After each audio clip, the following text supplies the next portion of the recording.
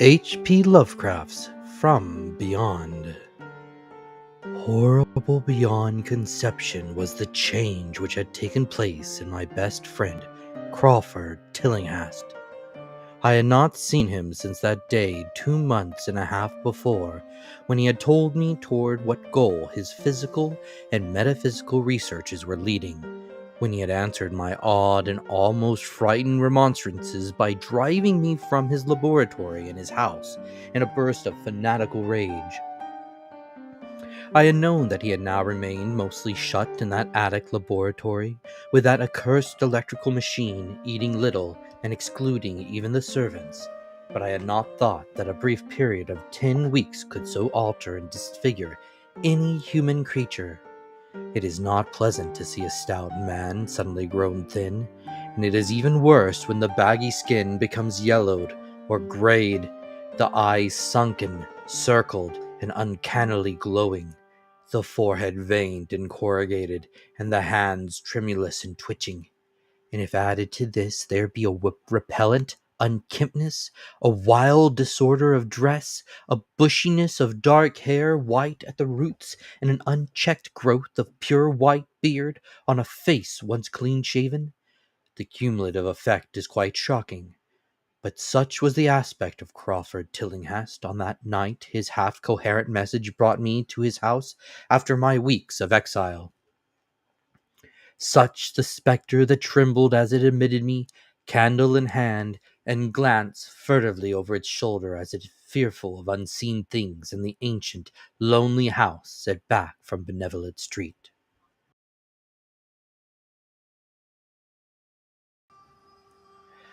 That Crawford Tillinghast should ever have studied science and philosophy was a mistake.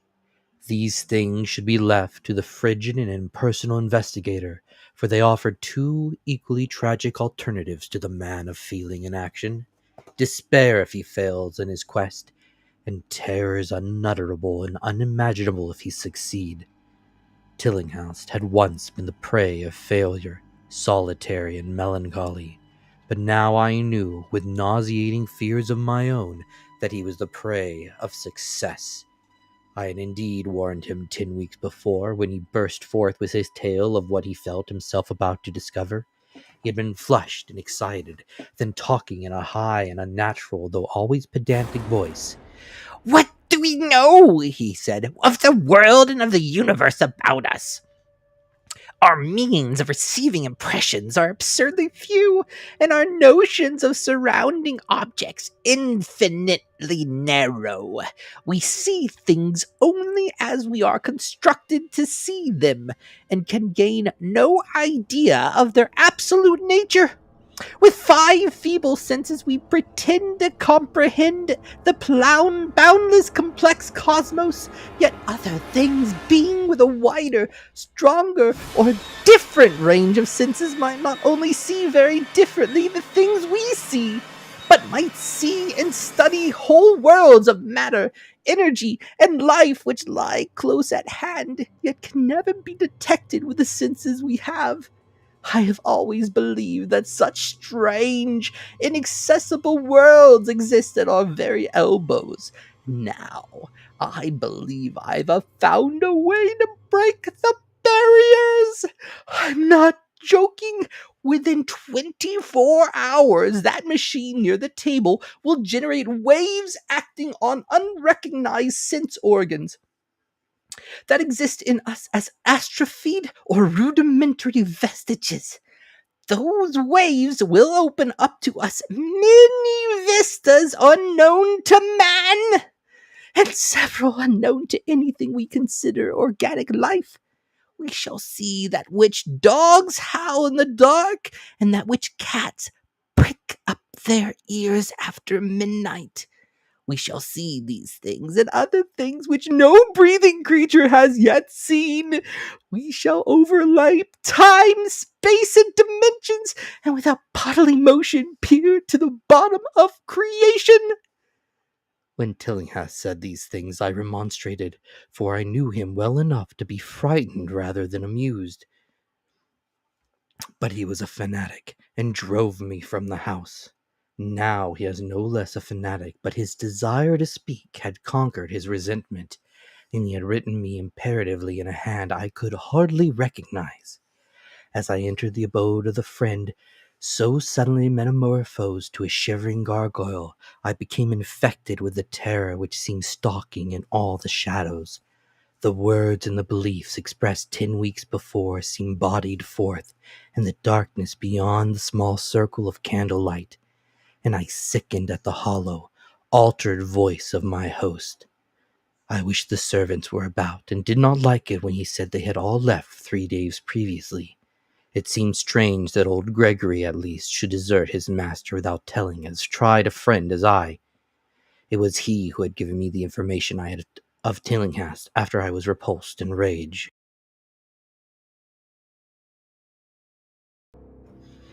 Yet I soon subordinated all my fears to my growing curiosity and fascination. Just what Crawford Tillinghast now wished of me I could only guess, but that he had some stupendous secret or discovery to impart I could not doubt. Before I had protested at his unnatural pryings into the unthinkable. Now that he had evidently succeeded to some degree, I almost shared his spirit. Terrible though the cost of victory appeared. Up through the dark emptiness of the house I followed the bobbing candle in the hand of this shaking parody of an on man. The electricity seemed to be turned off, and when I asked my guide, he said it was for a definite reason. "It would be too much. I would not dare," he continued to mutter. I especially noted his new habit of muttering, for it was not like him to talk to himself. We entered the laboratory in the attic, and I observed that detestable electrical machine glowing with a sickly, sinister violet luminosity. It was connected with a powerful chemical battery, but seemed to be receiving no current, for I recall that in its experimental stage it had sputtered and purred when in action. In reply to my question, Tillinghast mumbled that this permanent glow was not electrical in any sense that I could understand. He now seated me near the machine so that it was on my right, and turned a switch somewhere below the crowning cluster of glass bulbs. The usual sputtering began, turning to a whine and terminating in a drone so soft as to suggest a return to silence. Meanwhile, the luminosity increased, waned again, then assumed a pale, ochre color or blend of colors which I could neither place nor describe. Tillinghast had been watching me and noted my puzzled expression. "Do you know what that is?" he whispered. "That is ultraviolet." He chuckled oddly at my surprise. "You thought ultraviolet was invisible, and so it is, but you can see that and many other invisible things now. Listen to me. The waves from that thing are waking 1,000 sleeping senses in us, senses which we inherit from aeons of evolution, from the state of detached electrons to the state of organic humanity. I have seen truth. I intend to shew it to you. Do you wonder how it will seem? I will tell you." Here Tillinghast seated himself directly opposite me, blowing out his candle and staring hideously into my eyes. "Your existing sense organs, ears first, I think, will pick up many of the impressions, for they are closely connected with the dormant organs. Then there will be others. You have heard of the pineal gland? I laugh at the shallow endocrinologist, fellow dupe and fellow parvenu of the Freudian. That gland is the great sense organ of organs."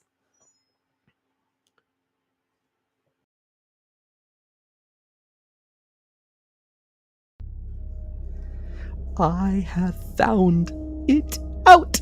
It is like sight in the end, then transmits visual pictures to the brain. If you are normal, that is the way you ought to get most of it. I mean, get most of the evidence from beyond." I looked about the immense attic room with the sloping south wall, dimly lit by rays which the everyday eye cannot see. The far corners were all shadows, and the whole place took on a hazy unreality which obscured its nature and invited the imagination of symbolism and phantasm. During the interval that Tillinghast was silent, I fancied myself in some vast and incredible temple of long-dead gods. Some vague edifice of innumerable black stone, columns reaching up from the floor of damp slabs to a cloudy height beyond the range of my vision.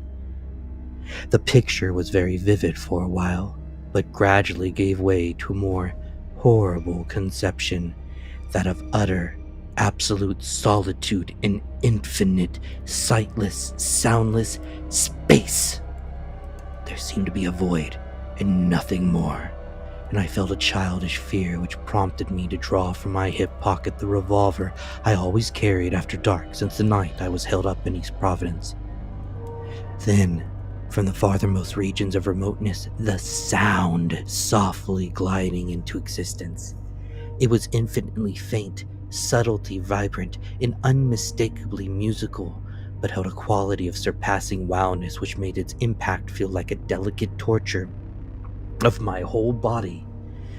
I felt sensations like those one feels when accidentally scratching ground glass. Simultaneously, there developed something like a cold draught, which apparently swept past me from the direction of the distant sound. As I waited breathlessly, I perceived that both sound and wind were increasing, the effect being to give me an odd notion of myself as tied to a pair of rails in the path of a gigantic approaching locomotive. I began to speak to Tillinghast, and as I did so, all the unusual impressions abruptly vanished. I saw only the man, the glowing machine, and the dim apartment. Tillinghast was grinning repulsively at the revolver, which I had almost unconsciously drawn, but from his expression I was sure he had seen and heard as much as I, if not a great deal more. I whispered what I had experienced, and he bade me to remain as quiet and receptive as possible. Don't move, he cautioned, for in these rays we are able to be seen as well as to see. I told you the servants left, but I didn't tell you how.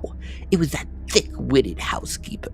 She turned on the lights downstairs after I warned you, and the wires picked up sympathetic vibrations.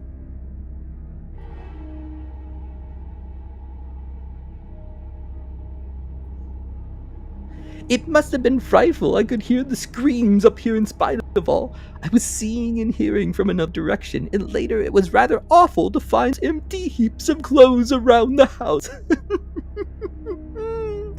Mrs. Updike's clothes were close to the front hall switch. That's how I know she did it. It got them all, but so long as we don't move, we're fairly safe.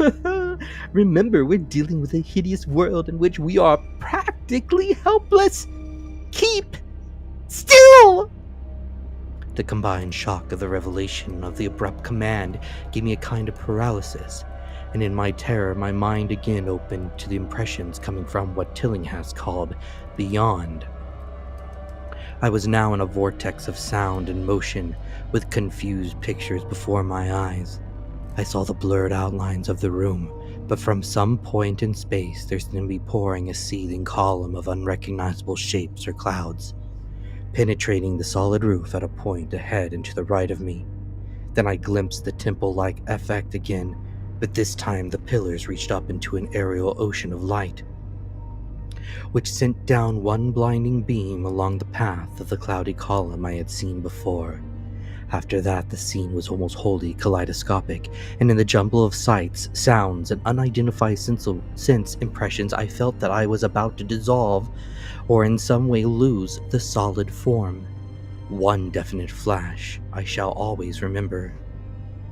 I seemed for an instant to behold a patch of strange night sky filled with shining, revolving spheres, and as it receded I saw that the glowing suns formed a constellation or galaxy of settled shape, this shape being the distorted face of Crawford Tillinghast. At another time I felt the huge animated things brush past me and occasionally walking or drifting through my supposedly solid body, and I thought I saw Tillinghast look at them as though his better trained senses could catch them visually.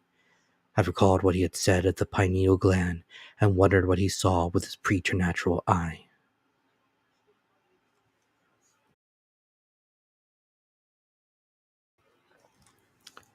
Suddenly, I myself became obsessed of a kind of augmented sight. Over and above the luminous and shadowy chaos arose a picture which, though vague, held the elements of consistency and permanence.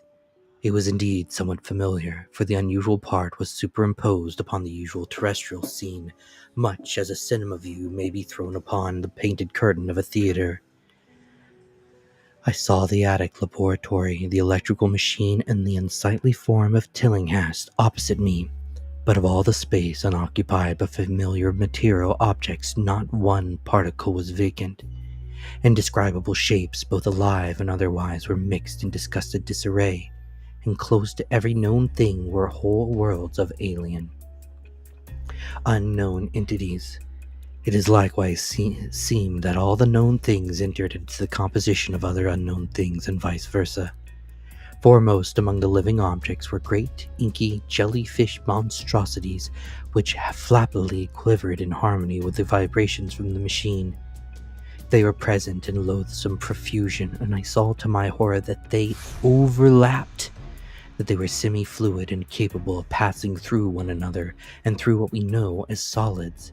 These things were never still, but seemed ever floating about with some malignant purpose. Sometimes they appeared to devour one another, the attacker launching itself at its victims and instantaneously obliterating the latter from sight. Shudderingly, I felt that I knew what had obliterated the unfortunate servants, and could not exclude the things from my mind as I strove to observe other properties of the newly visible world that lies unseen around us. But Tillinghast had been watching me and was speaking. You see them! You see them! You see the things that float and flop about you and through you every moment of your life? You see the creatures that form what men call the pure air and blue sky? Have I not succeeded in breaking down the barrier? That have I not shewn you worlds that no other living men have seen? I heard him scream through the horrible chaos, and looked at the wild face thrust so offensively close to mine. His eyes were pits of flame, and they glared at me with what I now saw was overwhelming hatred. The machine droned detestably. You think those floundering things wiped out the servants? Fool, they are harmless. But the servants are gone, aren't they? You tried to stop me. You discouraged me when I needed every drop of encouragement I could get. You were afraid of the cosmic truth. You damned coward! But now I've got you. What swept up the servants? What made them scream so loud? Don't know, eh? You'll know soon enough. Look at me. Listen to what I say. Do you suppose there are really any such things as time and magnitude? Do you fancy there are such things as form or matter? I tell you, I have struck depths that your little brain can't picture. I have seen beyond the bounds of infinity and drawn down the demons from the stars. I have harnessed the shadows that stride from world to sow death and madness. Space belongs to me. Do you hear? Things are hunting me now, the things that devoured and dissolve, but I know how to elude them. It is you they will get, as they got the servants. Stirring, dear sir. I told it was dangerous to move. I have saved you so far by telling you to keep still, saved you to see more sights and to listen to me. If you had moved, they would have been at you long ago. Don't worry, they won't hurt you. They didn't hurt the servants. It was seeing that made the poor devils scream so. My pets are not pretty, for they come out of places where aesthetic standards are very different. Disintegration is quite painless, I assure you, but I want you to see them. I almost saw them, but I knew how to stop. You are not curious. I always knew you were no scientist. Trembling, eh? Trembling with anxiety to see the ultimate things I have discovered. Why don't you move then? Tired? Well, don't worry, my friend. for they are coming. Look, Look! Curse you, look! It's just over your left shoulder. what remains to be told is very brief. It may be familiar to you from the newspaper accounts. The police heard a shot in the old Tillinghast house and found us there. Tillinghast, dead, and me unconscious. They arrested me because the revolver was in my hands, but released me in 3 hours after they found it was a apoplexy which had finished Tillinghast and saw that my shot had been directed at the noxious machine which now lay hopelessly shattered on the laboratory floor.